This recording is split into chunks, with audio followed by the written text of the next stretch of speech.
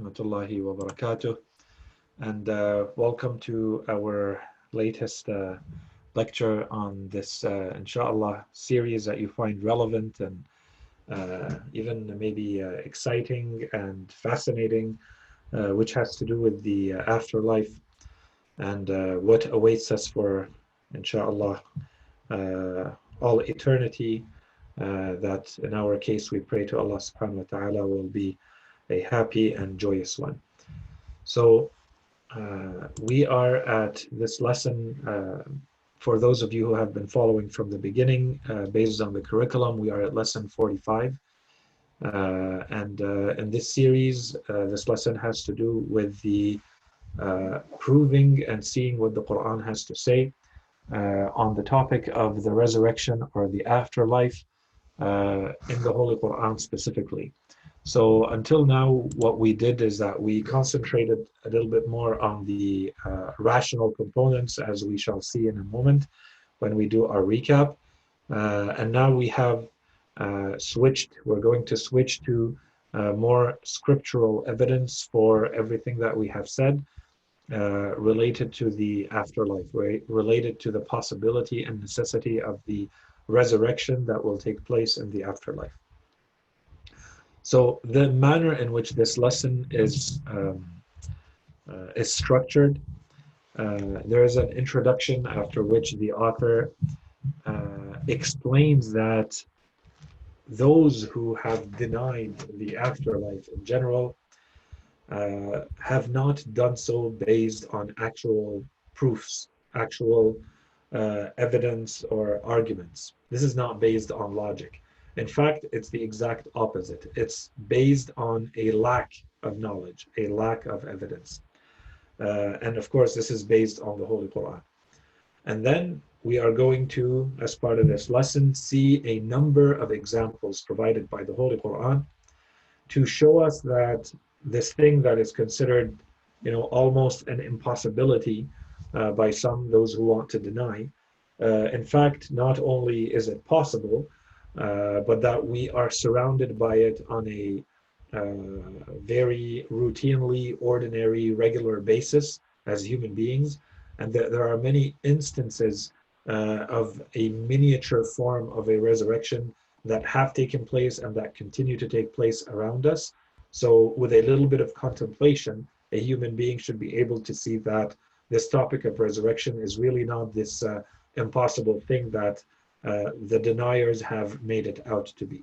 So generally speaking, the author is going to concentrate on 4 specific examples from the, categories of examples from the Holy Qur'an. The first one having to do with how nature comes back to life.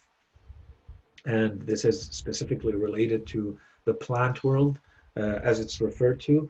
But the truth is, if you look at those verses, you'll see that they go beyond just the plant world to nature in general, with its cycles, with its seasons, with its kind of like the circle of life notion that things die or they go into some sort of hibernation and then they come back to life. So this is one area or one type of example that's mentioned. And then the example of the people of the cave. So we'll talk about that example in the Holy Qur'an. And then we'll see examples where the Holy Qur'an talks about animals that have been brought back from the dead, resurrected. And finally, the resurrection of specific individuals. So people who have been brought back from the dead. So there's kind of an evolution here where we go from things that are, more mundane and more regular and more ordinary to the things that are more extraordinary and more maybe fantastic, all the way to the human being itself, who is actually being resurrected and coming back from the dead. So as part of this introduction, maybe we can start with a very quick recap. So what we've said until now, we began by explaining and making sure that we have clarity on this notion of the afterlife and the importance that the understanding the afterlife, understanding all the subtopics under the theme of the afterlife, the hereafter, what awaits us after death, is very determining for a human being to live a fully human life, to be able to have a full worldview, you need to find your position and know your truth with regards to the afterlife. This is going to be determining for you so that you have a full worldview, and this is what's going to dictate and give direction and give orientation to the manner in which you're going to live as a human being. Once that was out of the way, we spent time looking at one of the premises on which the entire topic of the afterlife is going to be built. So the author decided to talk about this right from the beginning as a first subtopic under the afterlife, to see how do we talk about an afterlife if we are not clear, we are not sure yet about the existence of a soul. So he began by explaining, or we began by kind of taking this quick journey into what is the soul, how do we prove its existence, and why is it important. And basically the sum total of everything we presented there is that for a human being to know who they truly are, we have to look at their soul. The soul is what is going to determine your true identity in the sense of who you truly are, your real personality, the real you. And it's also going to be that thing which holds you together as one unit, despite all the changes that take place and occur to you and to your life and to your body throughout your life. And what we take from all of this is that the moment this body takes its last breath in this world and dies, everything does not stop then. Because there is a soul, because there is an immaterial soul that is not divisible, that is not destructible, just like the body is, then we have something that is going to continue to exist. The real you is going to continue to exist, despite the fact that it no longer has the body that it had to interact with this material world. And we looked at some of the traits of that soul, and we said that this is going to be important for the subsequent lectures and lessons and subtopics that we're going to have under the big heading of the afterlife. With all of that out of the way, now we want to start looking at the afterlife itself. Why do we need an afterlife? Why do we need a life, after this world? And we gave two big proofs, although, we gave a lot of variants to them. And we said basically that we established the necessity of an afterlife based on reason on two main arguments. The first one having to do with divine wisdom, and the second one having to do with divine justice. So with all of that out of the way, now we turn our attention, now that we did all of this based on reason, we turn our attention to the scripture. We want to turn our attention to the Holy Qur'an to see, so what does the Holy Qur'an say about the topic of resurrection and the afterlife? Now, keep in mind that this is not going to be the only lesson. There's, a couple more lessons related to this topic. So for it to be fully understood, you'll have to wait. But generally speaking, from a Quranic point of view, we're going to give the kind of the lay of the land today very quickly, and then we're going to build on this. So the author tells us, and this is his way of classifying or categorizing the verses of the Holy Quran. He presents a categorization of the verses of the Holy Quran that have to do with this topic of proving the afterlife or resurrection based on 5 categories. So we are told that if we look at the verses having to do with proving the resurrection and the afterlife, we're going to find a first category of verses that has to do with those who want to deny the resurrection, who want to say there is no resurrection, there is no afterlife. But in truth, when they're asked, when they're pushed to provide evidence, to provide an argument for their belief or for their denial, they can't produce any. And so this is a first point, and we find this in a number of verses of the Holy Quran, this point being made that those who are denying, they are not denying based on any rational, logical evidence. Okay, so once this is out of the way, then a second category of the verses of the Holy Quran is going to come to present a number of phenomena that we encounter in our day-to-day lives that we have known about, that we're sure about, that should take this impossibility that we heard about in the first group of verses, the impossibility of the resurrection and the afterlife, out of the equation. So that we know not only is there no proof, but now we are encountering many examples of our lives as human beings that there is resurrection that is actually taking place. And so therefore, not only is it impossible, but very similar traits that we find in the resurrection of the afterlife are found.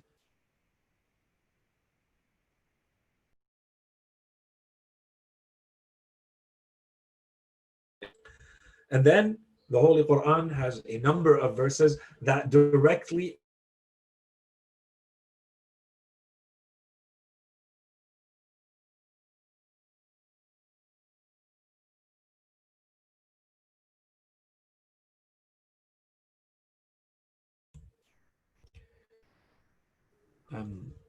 just to confirm, I completely lost the connection here. I just want to see, can you still hear me, and are we still together here?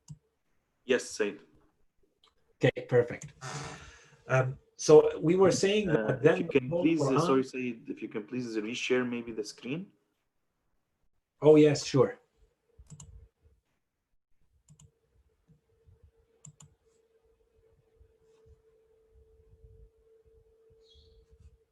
Okay. So I can continue, it's good? Inshallah. So the next group of verses has to do with the direct answers from the Holy Quran to those who have been objecting to some of the arguments presented by the Holy Quran regarding the resurrection of the afterlife. The fourth group of verses related to this topic in the Holy Quran have to do with the fact that Allah subhanahu wa ta'ala has made a promise, has committed to ensuring that there is going to be a resurrection and an afterlife. That's a fourth group of verses. And the last group of verses, the fifth group, the fifth category, has to do with verses of the Holy Quran that themselves contain rational arguments for establishing the necessity of the resurrection and the afterlife. So in one way, I thought maybe, if we look at this, it just looks like it's very disparate or disconnected groups or categories. It might be a little bit difficult to remember. There is a logic to this. So it's not really presented in this way in the lesson, but if we put this in a certain way and we present it in the right way, basically this is how the argument goes. The Holy Quran is trying to guide humanity. And then, of course, there are those who are going to deny and those who are going to disbelieve and those who are going to object. So the Holy Quran goes directly to them. And it establishes a rule that is actually applied everywhere else for all major beliefs, for all important things in the Holy Quran, as we shall see. And it applies it to them, which is, if you deny, you need to provide a proof. You need to show that you have evidence, that you have a clear, logical, convincing argument for whatever you're believing or not believing. If you deny, then you need an argument for why you're denying. If you do, if you don't do, if you believe, if you don't believe, the Holy Quran is asking, is demanding an argument, is demanding an actual proof from you. Otherwise, it doesn't consider your position worthy of respect, right? You're not really utilizing your human faculty, your human intellect. So your position is really not a respectable one. Once this is out of its way, the Holy Quran is basically disarming. It's taking out of the equation this notion that you can deny based on any logical foundation or logical proof. The Holy Quran shows that there is no proof for the impossibility of the resurrection or the afterlife. Once this is out of the way, the Holy Quran basically proceeds to say, okay, so now that we're sure that the impossibility cannot be established, therefore, in theory, it is possible, allow us to show you examples where this is actually taking place. So the examples are provided. Now, anyone who sees the examples should say, okay, well, therefore, resurrection is a possibility. The afterlife is a possibility. It no longer is impossible. It is possible. Except that every time you look at an example, and this is how examples work, You might find a weakness in the example because it's not the thing in itself. It's an analogy. It's similar to, but there's always something different. So you may attack that difference and say, and because of this difference, you can't use this example, therefore it won't occur. So the Holy Quran comes back and answers some of those objections that one may think of, or that were actually presented by those who rejected some of the examples presented by the Holy Quran. So once those objections are replied to, then the Holy Quran goes on the attack. So this is where you see that there are kind of two different categories of verses. The verses in points 1 and 2 are really about establishing the possibility of the afterlife and the resurrection. It's about the fact that the resurrection is possible. No one can come back and deny this. No one can say that this is impossible, that it doesn't make sense, that it's not logical. The Holy Quran takes all of this out of the equation. And then it turns the strategy and it goes on the attack, and then it shows that there are actual proofs that not only establish that it is possible, but that it is actually necessary, that there is a resurrection and that there is an afterlife. So this is in addition to the rational argumentation that we've presented until now. So the first proof that the Holy Quran presents is going to be, as we will present it, is going to be that there are verses that promise from Allah subhanahu wa ta'ala. So if you believe that there is a God, if you believe that there is a truthful claim, someone who makes a claim and they are truthful, if someone comes and you trust them, they're reliable, they're trustworthy, and they tell you something, then you're supposed to believe them. This is the position by default. You need a reason why not to believe someone who is supposed to be truthful. So if Allah or the Holy Prophet or the Holy Quran says that there is an afterlife and that there is a resurrection, that in itself becomes an argument. This is the divine promise argument. And we mentioned it or alluded to it in the last time we met. And then the last group of verses of the Holy Quran, so again, following the same logic, the last group is going to present rational arguments contained in verses of the Holy Quran. So, as we said, the first 2 points, that there is no proof for the impossibility, for the denial, and 2, that there are phenomena similar to the afterlife, and this has to do with the possibility of the afterlife and the resurrection, is going to be what we cover today. This is today's lesson. The rest of the points are going to be covered in the next lesson and the one after, for the next 2 lessons or so. And then when we move to the last one, to the last point, which has to do with the last category, which has to do with the verses of the Holy Quran that contain arguments. Here may be a very quick point that sometimes I think when we want to be very methodological, we want to be very accurate in our argumentation and our proofs, we think that we cannot use the Holy Quran at all if we're debating, let's say, with someone who doesn't believe in the Holy Quran. And that's actually not entirely accurate. There are verses, everything depends on the argument being made by the verse that you're using. There are verses in the Holy Quran that rely on the authority of the Quran itself, or that rely on the authority of Allah subhanahu wa ta'ala and the authenticity of the Holy Prophet to establish something. You basically have to believe something because God said so. Okay, so if you do not believe in God, then that argument doesn't work. But there are other verses of the Holy Quran that do not establish their conclusion, their argument is not based just on the authority that this is the Quran and it's said by God. They actually present a logical argument that you could write in a philosophical or logical argumentation. You can build premises and conclusions. And those verses of the Holy Quran can always be used, whether you believe or not in the Holy Quran.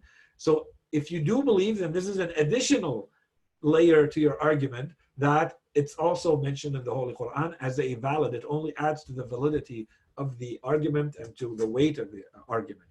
Otherwise, when we say that we're going to present rational verses of the Quran that have rational arguments for anything, in this case, resurrection of the afterlife, it doesn't mean that we're only going to rely on the scriptural authenticity, that this is from Allah and this is from the Holy Prophet and this is authentic.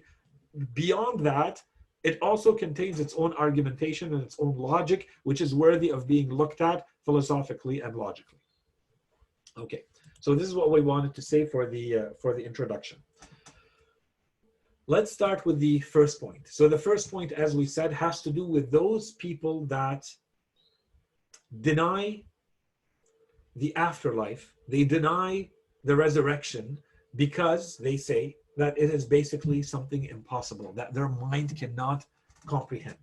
It doesn't make any sense for someone to believe that they are going to be, after they die, that they're going to be resurrected and they're going to live in an afterlife. So as a general rule, as we said, when the Holy Quran comes to anything that is of importance, it wants its followers, it wants the people that it has a dialogue with, whether they are its followers or not, to be people who respect the intellect, who respect the weight that is given to actual proofs and arguments and evidence. The Holy Quran doesn't have a lot of patience and a lot of room, and doesn't give a lot of space for people who do not want to base their actions or their beliefs on something that is baseless, that is without foundation, where there's no very clear, convincing logic that everybody who can hear it or see it agrees with. Okay, so the Holy Quran is very clear. When you engage with the Holy Quran, you have to be ready to come with your proofs, because the Holy Quran is going to come with arguments and proofs. And if you don't have any, it's going to dismiss you very quickly. And this is something that, generally speaking, should be universal, instinctive. Human beings want everything to be based on reason and based on intellect and based on logic. And people, they claim very big claims nowadays, especially for people who follow science and who give a lot of room and space to scientific thought, that apparently everything is based on good logic and scientific method and so on and so forth. Everybody claims this. In Arabic they have this the saying that نحن أصحاب الدليل أينما مال نميل. We are followers of the proof. Wherever it may lean, we lean with it. But that's what everybody claims. It's a cheap and easy claim until we see how you actually interact and deal with evidence when evidence is actually presented. In any case, why does the Holy Quran do this? Why this insistence on evidence and on proofs? The first reason is that this is how truth is established. Truth can only be established based on evidence. And this should go without saying. It's kind of instinctively and understood by human beings. The second reason is it's a strategy. Because this is those that are attacking the Holy Quran and those who deny and those who are stubborn, whether it was at the time of the Holy Prophet when the Holy Quran was being communicated, or today or at any point in history, those who deny, they make a lot of noise. They may seem to be very forceful and very confident, and they have a lot to say, and it's all based on foundations. And so the Holy Quran attacks directly at the core.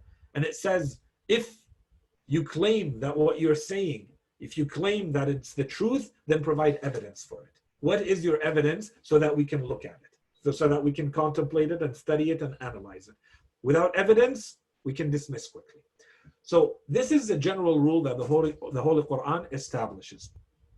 And usually those who deny and those who object and those who stubbornly reject the truths in the scriptures, especially in the Holy Quran tells us, are going to be the ones who live and who make those decisions based on assumptions, based on guesswork, on suspicion, on conjecture, but they have no certainty. Everything is based on maybe this, maybe that. And so the Holy Quran considers all of that guesswork that is completely non-valid for things like beliefs and worldviews and the manner in which you're supposed to live. And so many verses of the Holy Quran establish this as a rule. Say, produce your evidence should you be truthful. If you claim to say the truth, to have the truth, then provide your evidence. We find this in Surah Al-Baqarah, verse 111, again in 21, 24, 27, 64. It's always the same line of argumentation. The verse says, or have they taken gods beside him, beside Allah? Say, bring your evidence. This is precept of those who are with me and a precept of those who went before me. Rather, most of them do not know the truth, and so they turn away. In another verse it says, 27:64, is he who has originated the creation, then he will bring it back, and who provides for you from the sky and the earth. What, is there a God besides Allah? Say, bring your evidence should you be truthful. So this is a line of argumentation that we find throughout the Holy Quran. Now, if we look at the verses, the groups, the sets of verses that talk about this, there is no less than 15 to 20 sets or groups of verses that directly address this issue in all sorts of different ways. And the Holy Quran uses this, as we said, for all things that are of importance. Examples of this are, for instance, when people ascribe partners to Allah subhanahu wa ta'ala. When they say that Allah subhanahu wa ta'ala has a son. When they say that the jinn are partners to Allah. For some of the beliefs that people hold. In all of these cases, the Quran is always going to say, if you're truthful in this claim, then provide evidence for it. Okay? And we're going to see for some of those, we have a few examples. Or people who just decide that they're entitled to simply following their own desires in this world. The Holy Quran says you can't just do that. For you to act in a certain way or not, you need evidence. What is your evidence? Okay? When they claimed that they had crucified or killed the Messiah, Jesus, son of Mary, peace upon him, the Holy Quran says, bring evidence for this. Naming the angels because they considered them as females and they're the daughters of Allah. So, and so they used to name them with female names. The Quran says, bring proof for this. When Fir'aun denied that Musa was actually someone who had come with a message from Allah, he said, I think that he's not saying the truth. This is a very clear argument from the Holy Quran that Fir'aun did not have an argument. All he had was a conjecture. He tells Haman, I think he's not telling the truth. Why don't you build me this big, large structure and I'm going to start looking for God through it, the God of Musa. And if I don't find him, then, that basically validates what I think, which is he's lying, for instance. And there are many other examples in the Quran like this. So a few verses of the Quran that talk about this directly.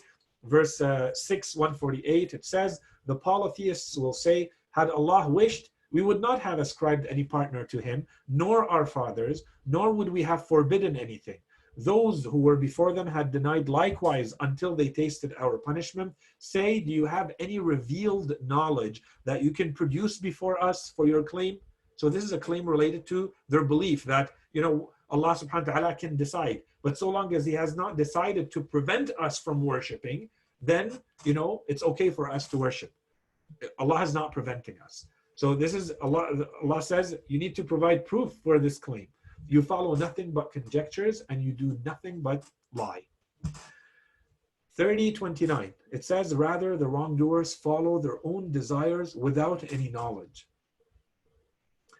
In verse 31:20, do you not see that Allah has disposed for you whatever there is in the heavens and whatever there is in the earth, and he has showered upon you his blessings, the outward and the inward? Yet among the people are those who dispute concerning Allah without knowledge or guidance or an illuminating scripture. See, so it's based on nothing. They argue, but when you go to their argument, you see there is no evidence in it. In verses 27 to 28, chapter 53, it says, indeed, those who do not believe in the hereafter give female names to the angels. They do not have any knowledge of that. They follow nothing but conjecture, and surely conjecture does not avail against the truth, has no value against the truth. You see the importance that the Holy Quran gives to the truth. If you come to it, then you have to respect it enough to provide real evidence for it. And then the Quran continues and says, we're now going to take this principle that we've established that you need to provide evidence and apply it to the afterlife. And so it says, and they say, there is nothing but the life of this world. We die and we come to life, and nothing destroys us but time. And we mentioned this verse. Those are the people who basically say, we exist only in this world. And this is what we have in nowadays. Dahriyin, people who believe that we only live in this world and that it's a material world and there's nothing beyond it, nothing before and nothing after. We die and we come to life and nothing destroys us but time. But they do not have any knowledge of that. They only make conjectures. And here I just added very quickly because, this is a verse where I've received a lot of questions with time about why does the verse say, in Arabic it says, namutu wa nahya. So why does it say, death before coming to life? And there's a number of in the commentaries, a number of explanations have been given. The first is that grammatically the waw here does not mean any order. There's no sequence here that death is before life. It's happening. It just means that both are happening. That's grammatically. Secondly, it could mean that we are alive, so we are going to die, and other people are going to come to life. Okay, so that's all it means. Another version or another interpretation could simply be that those and some of the Arabs did believe in reincarnation. So we're alive, we're going to die, and then we're going to come back to life, but it's always in this world. We're going to come back into another body, and so on and so forth. And some have said they meant symbolically. So we die, and then what lives on is our lineage, our ancestry, right? Or what lives on is more symbolic than that, the works that we leave behind and the battles that we won and the name that we left for ourselves. Okay, in any case, the verse is very clear that those people say there is nothing.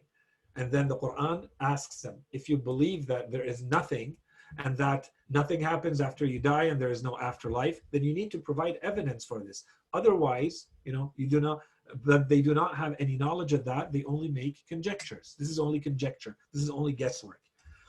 Verse 38:27, we did not create the sky and the earth and whatever is between them in vain. That is the conjecture or the assumption or the guesswork of the disbelievers. So they say all of this exists. Why? For no reason. It just does. Woe to the disbelievers of the fire. This is just guesswork. Verse 45:32. And when it was said to those people who deny, Allah's promise is indeed true, and there is no doubt about the hour, so the hour of Yawm al-Qiyamah basically, you said, we do not know what the hour is. We know nothing beyond conjectures, and we do not possess any certainty. And is this not what we hear nowadays? When you try to get to the bottom of something and you try to reach a truth, a certainty about something, so many of the people out there, unfortunately, even within our religion and within our community, sometimes say there are things that are not known and we can never get to the bottom of them. Well, these big items, so your belief in Allah and your belief in prophethood and your belief in the afterlife and imamah and the Qur'an and these parts of your faith, you need to reach certainty about them. You cannot live with doubt and uncertainty about those. The Qur'an rejects that. You're not being a human being when you do that. You're living in doubt, and the Qur'an says living in conjecture and doubt has no value. You need to reach the truth in those things. Do not claim and do not say these are things we can never know the truth about or become agnostic. This is rejected by the Qur'an. You can live in doubt if it's a transition. You doubt things and then you get to the bottom of them afterwards. Okay, so that's why the Holy Qur'an says, and those people used to say it. So they're going to be reminded of this in the afterlife. In this world, they used to say, we do not know what the hour is. We don't know what's the afterlife. We don't know what's awaiting us. We know nothing but conjectures. And we do not possess any certainty. And this, I think, applies to a lot of people who take the philosophical doubt a little bit too seriously and they want to apply it to everything, even with things that clearly should amount to a conclusion on which you can build your life. And so sometimes when you look at all of this, you say, well, how can a human being that is supposed to be logical, rational, who prides themselves on using their intellect and using their intelligence and their faculties in order to reach the truth, how can they allow themselves to build their life around something so baseless as conjecture and guesswork and not knowing and being okay with that? And this is a very serious question. And here, two very quick answers can be given. The first one is, sometimes as a human being, all you need or all you want and you're really looking for is to do as you please. You live based on your own desires. You have your own plan for the way you want to live. You want to be unrestricted. You want to be unbound. You don't want to be limited, tied down. You don't want things outside of your desires to dictate all of those things. And so allowing yourself to go towards those conjectural versions of the world works out a lot better for you that way. And so long as you're not bound by, if you follow a certain logic, you may end up somewhere that is then going to force you to adopt a certain behavior and to live in a certain way. And because you never want to go there, you just close off that door. And you pretend as though you have a good reason for not going there, but really there's a psychological blockage that is, I want to live the way I want to live. I want to live based on my desires. I don't want to live based on what, anything outside of me is going to dictate on me. That's one. And I think this is a very, very important factor nowadays. That's one. And the second one is that, generally speaking, and this applies to all human beings, even the best among us. This is going to apply to anyone. If a human being starts being exposed to misguidance and they do nothing about it, if they actually are the ones performing, if they are misguided, or if they are conducting, embarking on a sin, they are the ones committing a certain sin or exposing themselves to a certain type of thought, the more you expose yourself to that, the more familiar this becomes to you. Even things that in the past may have had a shock value to you, even things to which you may have been sensitive to before, you become desensitized. You lose that sensitivity, right? And this is, I think, something that we've all experienced in life. You familiarize yourself with something, and then it loses its punch. You lose a sensitivity towards that thing. And this applies to the belief system as well. And when you come to look at it from the point of view of guidance and misguidance, what you basically get is that you've gone so far in misguidance that you've kind of went beyond the point of no return.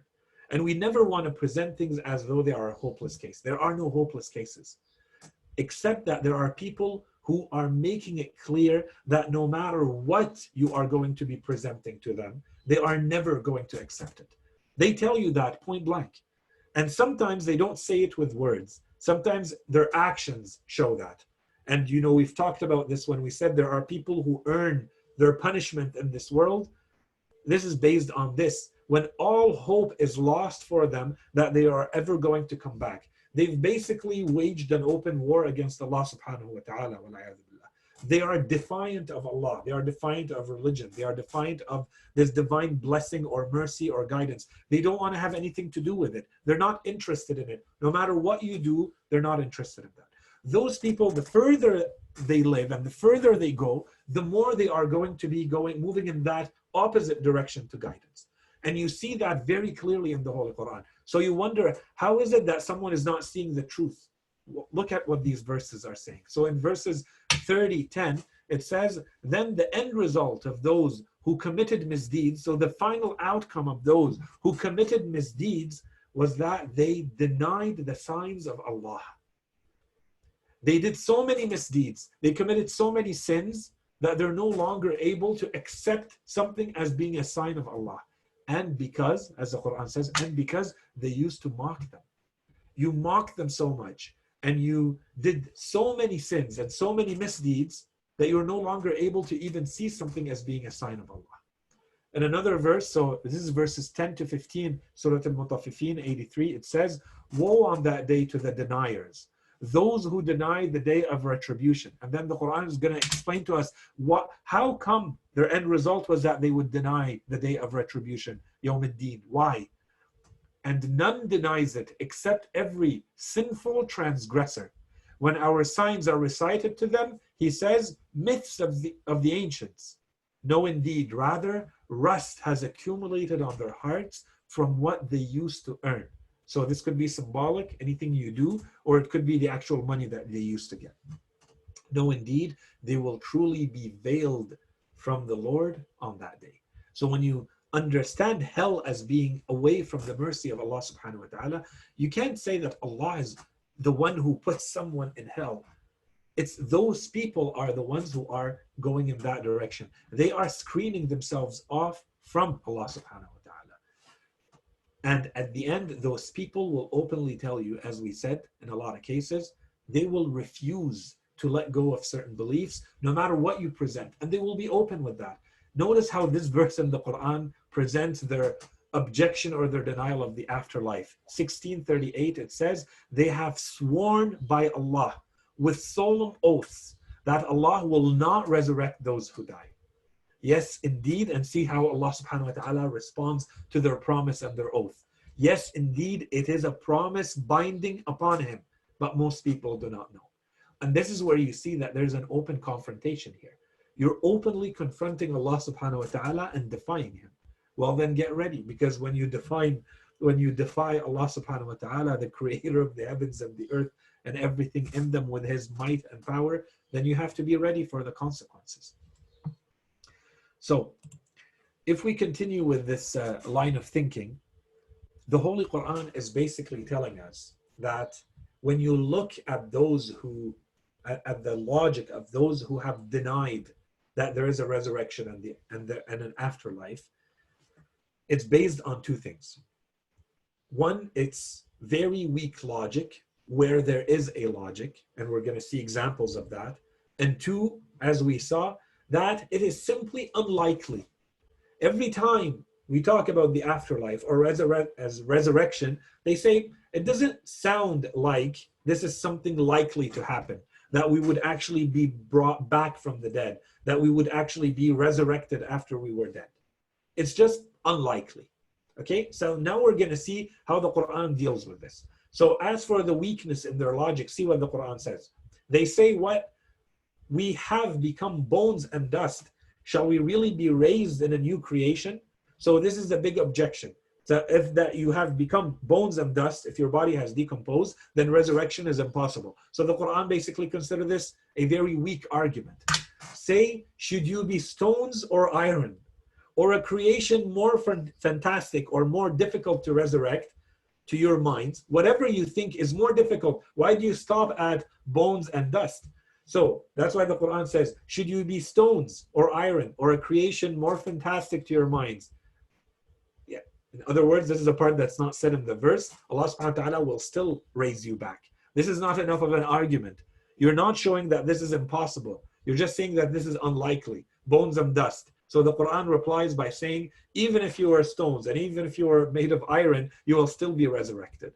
They will say, who will bring us back? Say, he who originated you the first time. And with this simplicity, the Quran dismisses their entire argument and shows how weak it is.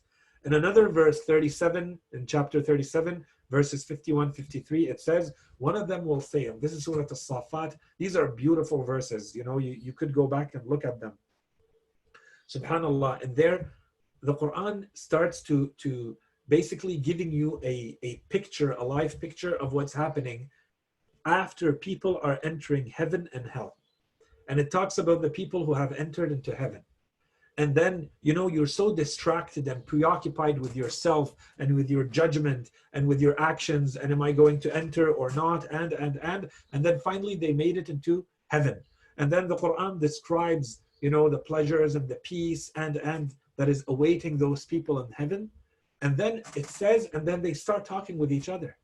And one of them says, and this is where this verse starts, and one of them says, one of them will say, indeed, I had a close companion, kana li qareen, someone who was kind of your best friend, someone who never left your side and you never left their side, someone very close. So this is now someone who is sitting in heaven and he is remembering, because now he's no longer distracted by the day of judgment. He's made it to heaven and now he's remembering, and he says, indeed, I had a close companion who would say, are you really among those who affirm this belief, who really believe that there's an afterlife? That when we are dead and have become dust and bones, that we shall indeed be brought to retribution? And so the verses continue, and they say that he starts looking and then he sees him in hell. Okay, so, I invite you to go back and read those verses. They're really worth looking and pondering. And then other verses, 44, and again, see, so this is basically the entire claim, is that companion, two people who were together. And this is why Yawm al-Qiyamah is described as a day of hasra, a day of regret. Everybody wishes that they had done a little bit more. Everybody wishes that, they had not done a sin, or if they did good things, that they had done more of them. And look at those people, they were together. Someone that you were with, and wal'ayadhu billah, suddenly you find yourself in hell, and you see that person that you were with in heaven, for something as simple as they decided to live their life in a certain way and hold certain beliefs, and you rejected those. Okay? Anyways, 44 verses 34 to 36, chapter 44, it says, indeed, though these ones say, the ones with the Holy Prophet, these ones say, it is nothing but our first death, or a single death, and we shall not be resurrected. And if you're telling the truth, bring our fathers back, should you be truthful. So this is their entire argument. Our entire argument is that there's only one life, and then we die, And if you're telling the truth that we come back to life, then bring back our forefathers so that, we see that people actually rise back from the dead. And, in some commentators have said that, this was Abu Jahl who used to tell that to the Holy Prophet. He used to tell them, bring back Qais to the Holy Prophet. Qais was, the great grandfather of the Holy Prophet. He tells them, bring back Qais. Qais was a truthful man. So in other words, he's going to tell us what actually happens after we die. Bring him back. And if you don't, therefore there is no resurrection and there is no afterlife. So in this way, we see that the Quran considers the actual proofs lack of proofs. And that where there is a logic, that logic is very weak. So how does the Quran deal with this?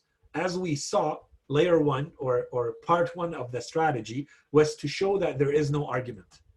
Now the second part of the strategy is to flip the equation and say, let's start looking at this world and let's start looking at examples. And if we can show that there are examples that of resurrection, things that are similar in resurrection that you have encountered, that you know about, then the likelihood that this is a possibility suddenly increases a lot, depending on the examples provided.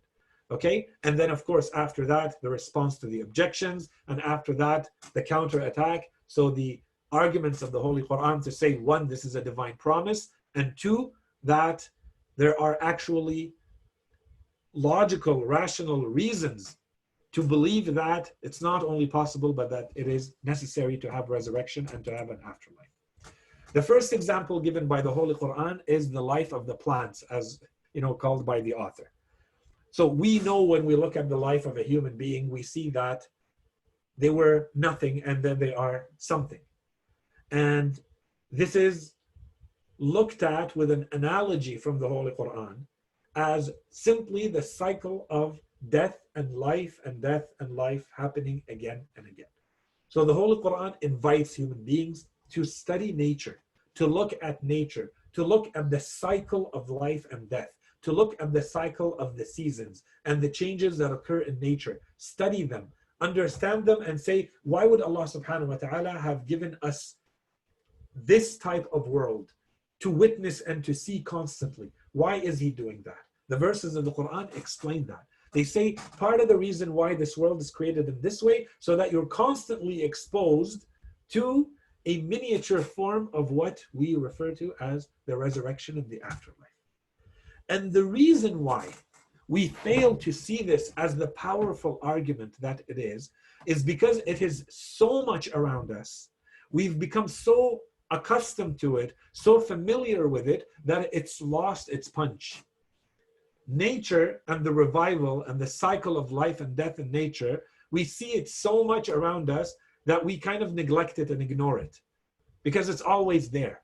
And so what the Holy Quran tries to do is to turn our attention back to it, to reawaken our senses to it, and to see it for the miracle that it really is, and then to use that as a miniature example for the resurrection. Okay, so and there are so many verses in the Quran here. I just chose two very quickly.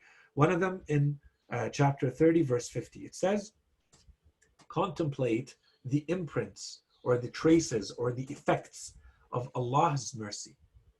انظر إلى آثار رحمة الله. How He gives life to the earth after its death. So this is one of the examples of the mercy of Allah that is everywhere.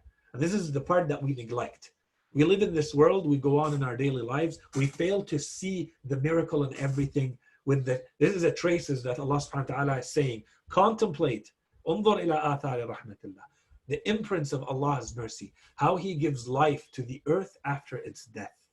Indeed, the same will give life back to the dead, for He has power over all things. That's one verse. And a human being who is rational and objective can use that without anything else, and that would suffice for them to understand the resurrection and the afterlife. Another verse, and notice the logic, okay? This is how we have to learn from the Holy Quran how to build our logic. Notice every part and how it's an argument in itself, and it builds on the argument, on the overall argument. O people, if you are in doubt about the resurrection, consider that we indeed created you from dust, then from a drop of seminal fluid, then from a clinging mass, then from a fleshy tissue, partly formed and partly unformed, so that we may manifest our power to you. We establish in the wombs whatever we wish for a specified term, then we bring you forth as infants. Then we rear you so that you may come of age. Then there are some of you who are taken away, and there are some of you who are relegated to the nethermost age, so that he knows nothing after having possessed some knowledge. And you see the earth lifeless, yet when we send down water upon it, it stirs and swells and grows every delightful kind. That is because Allah is the truth, and it is He who revives the dead, and He has power over all things. A verse like this is basically summarizing the cycle of nature for us. And it's telling us, if you notice this, it's because Allah put it there for you to notice, so that you see, as the verse says, and we send down water upon the earth so that it stirs and swells and grows. That is because Allah is the truth, and it is He who revives the dead. That's the reason why we're talking about this, and that's the reason why we created it in this way for you. In the next verse, in the next part that we want to look at, a second type of argument, a second type of verses, for instance, the story of the people of the cave. And now this is a fascinating story. We don't have time to go through it right now. I'm almost out of time. Go back to Surah Al-Kahf, verses 9 to 26, to read that story. In short, in summary, a group of young men who in their time wanted to believe Allah and to worship Allah subhanahu wa ta'ala in the way that they thought was pure and original, which was most likely, based on commentary, most likely the original Christianity, the format of Christianity. The problem is that in their land where they lived, they could not do that because the king of the time, or the ruler of the time, they were imposing on the people to worship partners and not, allowing them to worship Allah subhanahu wa ta'ala as they should. So separately, they ran away from those people in that land, and they met on the way. And then when they started telling each other their stories, they saw that they all had run away from the same thing and trying to escape this oppression in their religious faith and worshiping Allah subhanahu wa ta'ala like they want. So they end up running away, escaping. They find the cave and they enter into the cave. The punchline here for us is that Allah subhanahu wa ta'ala tells us that He put them to sleep. When they went to sleep, He put them to sleep, as the Holy Qur'an says, for 300 plus 9 years. So, 309 years, or as some commentators have said, for instance, 300 solar years, 309 lunar years, or perhaps other interpretations. In any case, Allah subhanahu wa ta'ala tells us that the dwellers, the people of the cave, they were between 3 and perhaps 7 men, young men. They went to sleep for 300 years, for 3 centuries. And then Allah subhanahu wa ta'ala brought them back to their awakened state. And they actually did not know that they had slept for that long.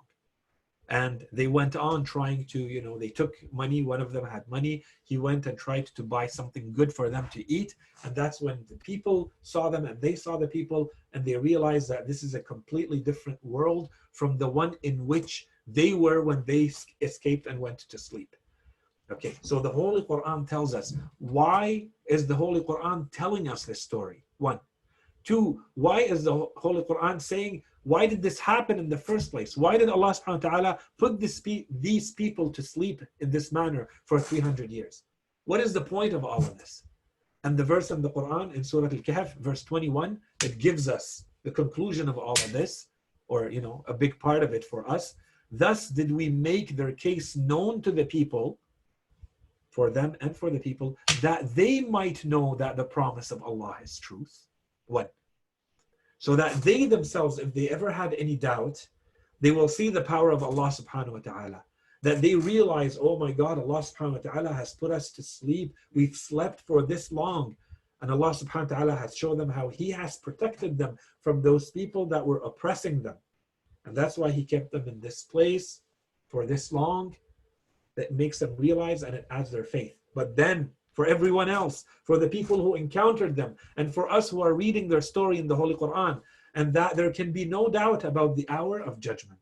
There can be no doubt about Yawm al-Qiyamah. If you understand their story and believe in it, if you're a follower of the Qur'an, if you understand the story, then you cannot have any doubt that there's a resurrection. It's no more difficult, Allah subhanahu wa ta'ala is saying, for Allah to put these people to sleep 300 years and then bring them back, than it is to resurrect and create an afterlife for us. And then, so if you understand this, one, you understand that there is no unlikelihood. It's as likely, if not more, for us to believe in the resurrection than it is to believe in the people of the cave, the dwellers of the cave. And then secondly, there's the whole analogy with sleep. And I don't want to spend too much time on this. I think we talked about it a couple of lectures ago when we talked about sleep being a minor death. In fact, it is a death. Allah subhanahu wa ta'ala says He takes back the souls when they sleep, but He returns to some of them and He keeps some of them. Then we refer to it as death. Those souls have not been returned, right? And so there's definitely an analogy. And for us as followers of the Qur'an and of this religion, we need to see ourselves when we go to sleep as what it really is. We are going to die every night and coming back to life every day. Now you may use that in every which way you want. Use that as this is your second chance coming back to life. Use that as the miracle that keeps reminding you that death is always close. Therefore, don't forget that and work fast and work hard. Life is short. Life is fragile. You're going to death every night and coming back to life with the grace of Allah, with the bounty of Allah. And if you read some of the invocations, the prayers of the morning, there's a mention of this, that Allah subhanahu wa ta'ala has brought me, has blessed me back with another day, has given me back another day, has added one day to my life. Why? Because this is a miracle that is happening, but again, we're so accustomed and familiar to it that it has lost its ability to really shock us and make us aware of how miraculous it is for us. And then finally, with verses like these in the Holy Quran, we see that, yes, there is a natural order to the world. That's not the issue. Yes, Allah subhanahu wa ta'ala has created a world that science is always exploring, and we're trying to find what the laws of nature are, and so on and so forth. But there's also more. There is also a God who is all-powerful, who is the creator of this world, and who controls every part of it. And these stories in the Holy Quran and that we encounter in our daily lives should serve as a reminder that as much as we want to rely on the day-to-day natural material order of things, there is more going on, and we never know when Allah subhanahu wa ta'ala is intervening around us and in our lives. This is something to keep in mind, that Allah subhanahu wa ta'ala is closer to us than, removing ourselves and hiding behind this layer that we want to call the natural order of things. There is divine power and divine knowledge and divine will in action all the time. Quickly, again, the Holy Quran also tells us, as another example, that some animals were brought back to death, from the dead. So Allah subhanahu wa ta'ala has resurrected a number of animals, and we are no different in body than animals. So if the animals are being brought back, they are being resurrected, then it's not more difficult for Allah subhanahu wa ta'ala to resurrect us. And if we see it and if we believe in it, then we should be able to apply it to ourselves as well, right?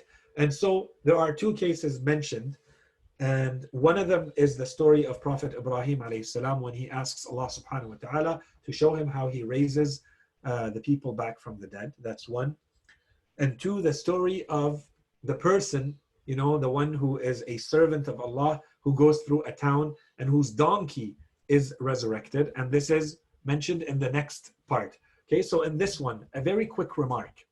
And this applies to all the prophets. And we've talked about this, but just in case, because we're about to read the verse, don't forget that there are infinite layers of knowledge with very different categories of knowledge. If I tell you there is something called a fire and I describe it to you, and if I theoretically explain to you what fire is so that you create a mental image of it, and if I bring you somewhere where you can see a fire from far, and if I take you a lot closer to that fire, to the point where you start feeling the heat and you start seeing how it burns things, and then you put your hand in the fire, and you actually get burned by the fire, these are not all the same level of knowledge. These are different types and levels and degrees of your awareness of fire.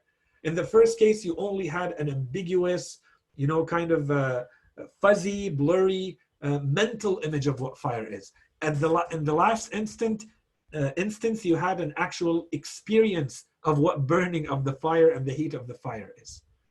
When the prophets ask Allah subhanahu wa ta'ala for certain things, what they're asking for is simply a higher degree of knowledge, a more experiential kind of knowledge. It's not that they don't believe. It's not that their belief system or their worldview is mistaken or lacking. The issue is those prophets are always looking for more. They're perfecting themselves to the highest degree they can, and the degrees are infinite, and they know this. So Prophet Ibrahim alayhi salam asks Allah subhanahu wa ta'ala in verse 260 in Surah Al-Baqarah, he says, when Ibrahim said, "My Lord, show me how you revive the dead." He said, "Do you not believe?" He said, "Yes, indeed, but in order that my heart may be at rest." He said, "Take 4 of the birds, then cut them into pieces." We're told in some of the narrations, I'll mention a commentary a little bit after, then cut them into pieces and place a part of them on every mountain, then call them, they will come to you hastening.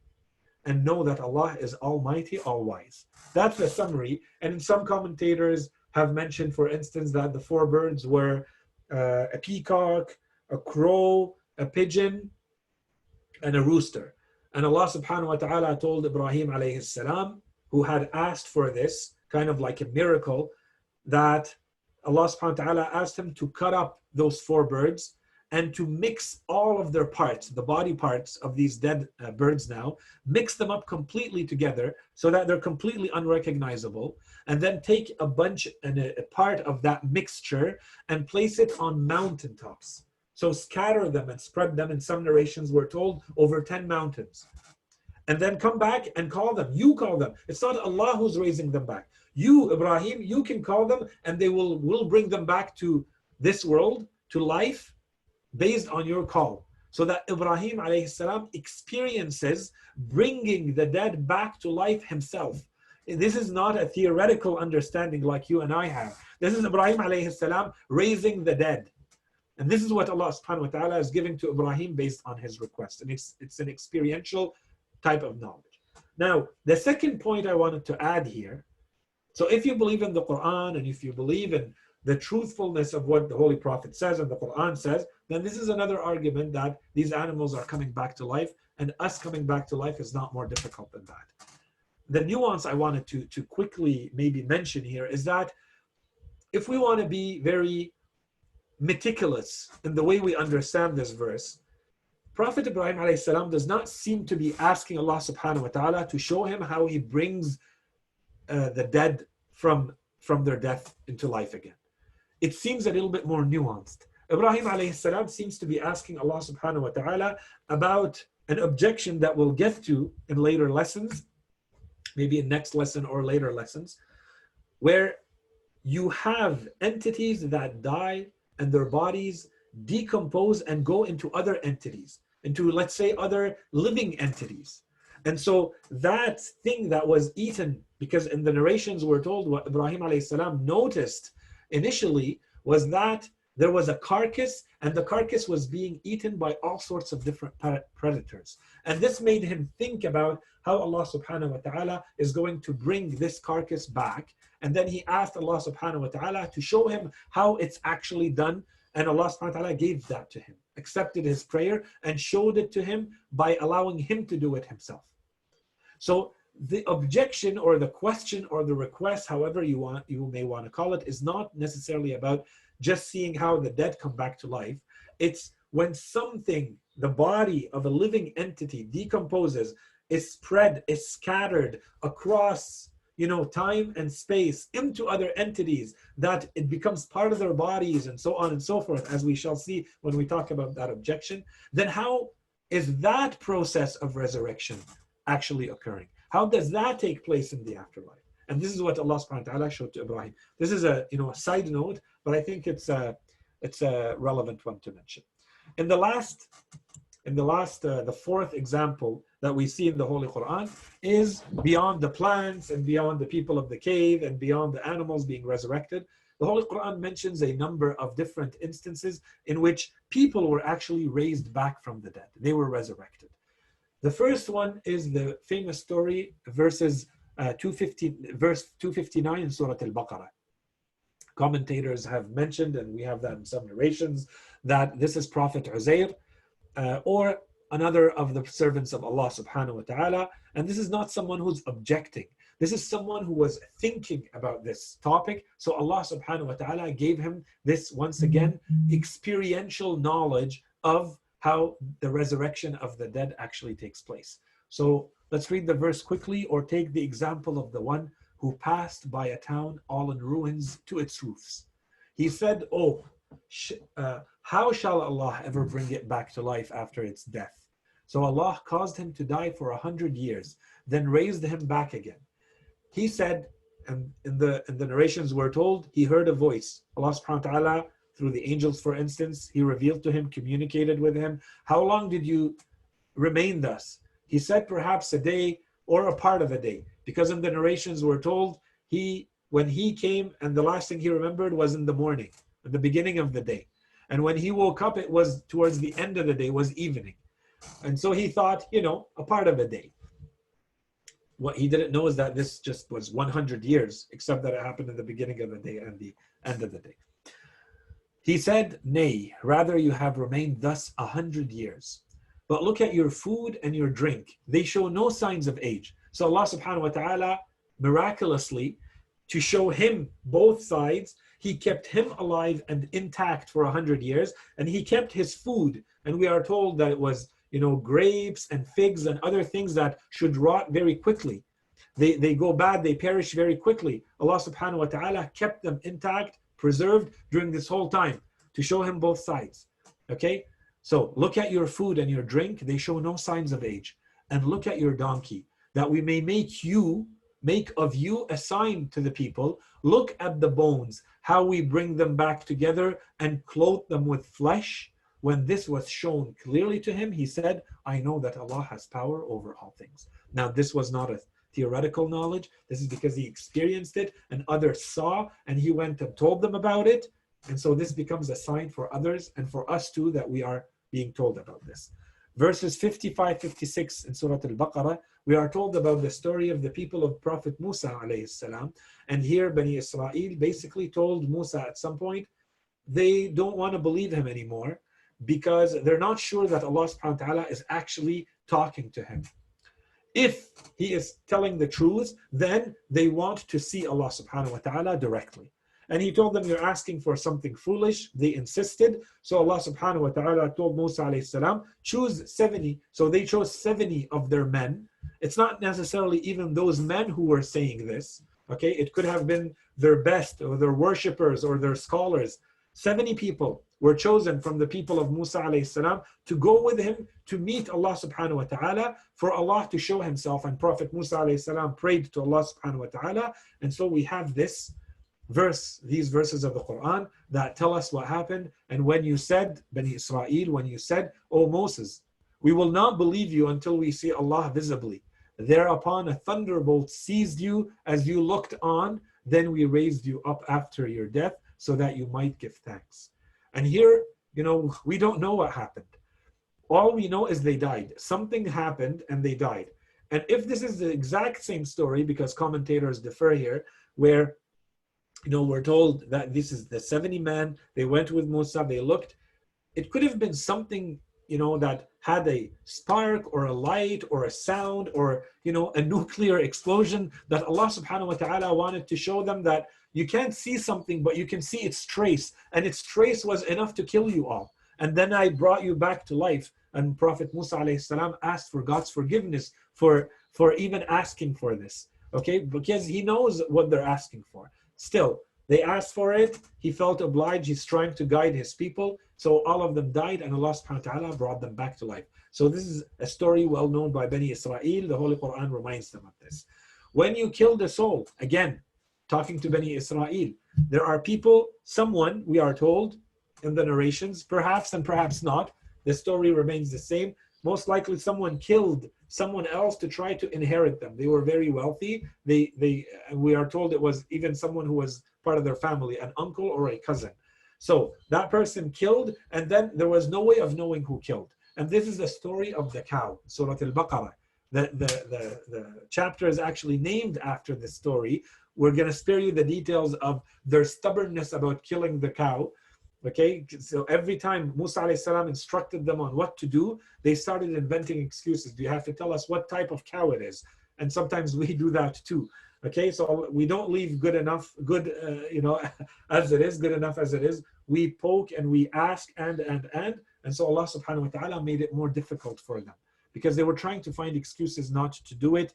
And so in the end, they were asked to go find a cow that was very unique, and they had to pay a huge price for it. But then the result is that they took the bones of that cow and they hit the body of that deceased, and he came back to life. And he told them exactly who killed him and how and why, and then he went back to his state of being dead. So the Holy Qur'an summarizes all of this and tells us, and when you killed the soul and accused one another about it, and Allah was to expose whatever you were concealing, we said, strike him with a piece of it, a piece of the cow. Thus does Allah revive the dead, and he shows you his signs so that you may apply reason. And then finally, we have the many reports, whether it is in the Holy Quran or even outside of the Holy Quran, of the miracles performed by Prophet Isa alayhi salam. And we mentioned those because they are so well known and so famously reported. One of the verses of the Quran says, the miracles of the Prophet, when he says, Prophet Isa, when he talks about himself, he says, I have certainly brought you a sign from your Lord. I will create for you out of clay the form of a bird, then I will breathe into it, and it will become a bird by Allah's permission. And then he mentions his other miracles, such as the healing of the people who are sick. And then he says, and I revive the dead by Allah's permission. So when this was happening, and he became famous for this, and until today, 2,000 years after Prophet Jesus alayhi salam, we are still reading and hearing and reading about the reports of him raising people back from the dead. And so this is how famous he had become for raising people back from the dead, as another example mentioned in the Holy Quran. So all of this for us should be clear in that we have established the existence of Allah, we have established prophethood, we have established the authenticity of the prophethood of our Prophet Muhammad sallallahu alaihi wasallam, and we've established the authenticity of the Holy Quran. With all of this, when we put it together, then we come to the verses of the Quran, and these become scriptural evidence, more scriptural evidence for the validity of the resurrection and the afterlife. So with this, we've completed this part of our discussion on the resurrection and how the Quran presents the topic of the resurrection. And the next part is going to be how the Holy Quran is going to present the objections of those who deny and what is going to be the Quranic answer to them. That's the next. And then what is going to be the counterattack, where the Holy Quran is going to present its own arguments for the not only possibility but necessity of the resurrection and the afterlife. And with this, we have run out of time. وصلى الله على سيدنا محمد وعلى آله الطيبين الطاهرين. اللهم صل على محمد وآله